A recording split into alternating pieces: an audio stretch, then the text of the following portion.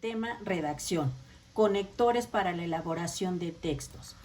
Aquí primero tenemos que decir qué es el término redactar. El término redactar se refiere al acto de componer textos escritos mediante el uso adecuado de la expresión verbal escrita.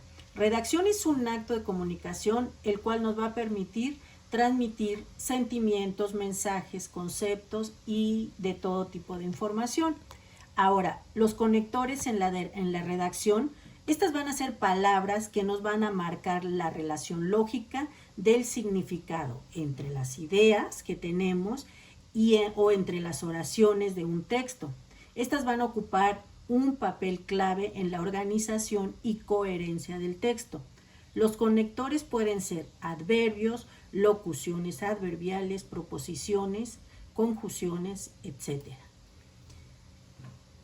El tipo de conectores, de acuerdo a su utilización, aquí nosotros nos vamos a abocar a ver en qué situaciones y qué tipo de conectores. O sea, qué situaciones podemos enfrentarnos para redactar un texto y en qué situaciones podemos nosotros ir acomodando los conectores. Por ejemplo, para agregar ideas podemos utilizar el conector además, asimismo, también, luego, por una parte, etcétera, y diferentes tipos de conectores. Por ejemplo, tenemos una situación en nuestro texto que es para introducir ideas opuestas, podemos utilizar no obstante, de otro modo, sin embargo, etcétera.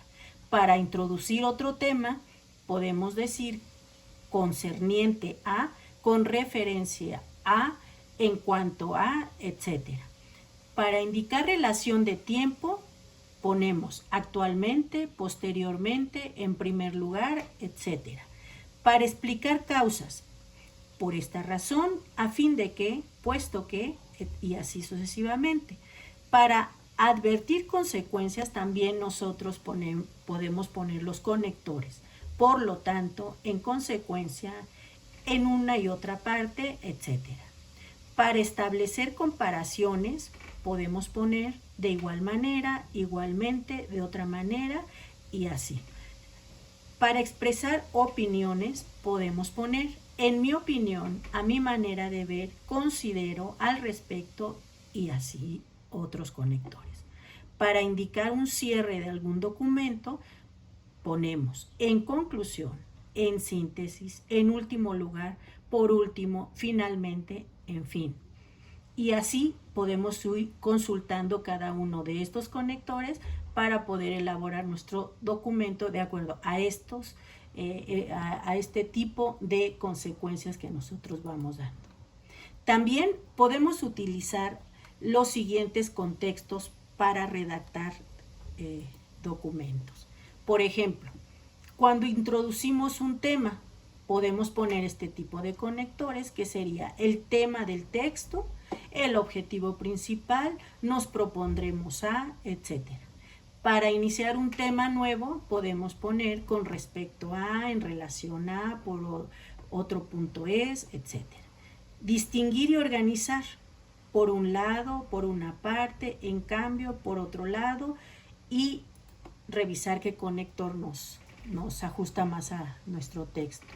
También más datos sobre el mismo punto, cuando estamos buscando más datos, pero queremos nosotros ponerlos a nuestro mismo documento, podemos decir además, luego, después, asimismo, etc. Para explicar o aclarar alguna parte de nuestro texto, podemos decir en otras palabras, dicho de otra manera, como se ha dicho, vale la pena decir, y así, cualquiera de estos podemos utilizar. Para dar detalles, podemos poner, por ejemplo, en particular, en el caso de, a saber, así.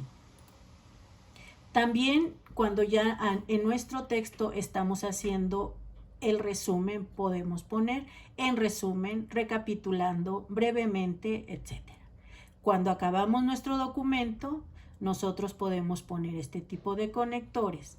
En conclusión, para concluir, para finalizar, así pues, en definitiva. Y para indicar tiempo podemos poner ahora mismo, antes, poco antes, al mismo tiempo, simultáneamente, etc.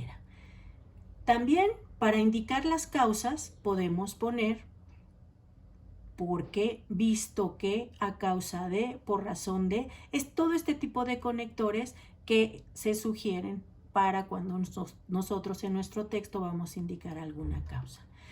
Finalmente, quiero comentar que este tipo de conectores fueron elaborados con el propósito de brindar herramientas que faciliten a la construcción y redacción de documentos, y que vale la pena decir que estos conectores fueron considerados para, para que elaboren mejor sus documentos. Gracias.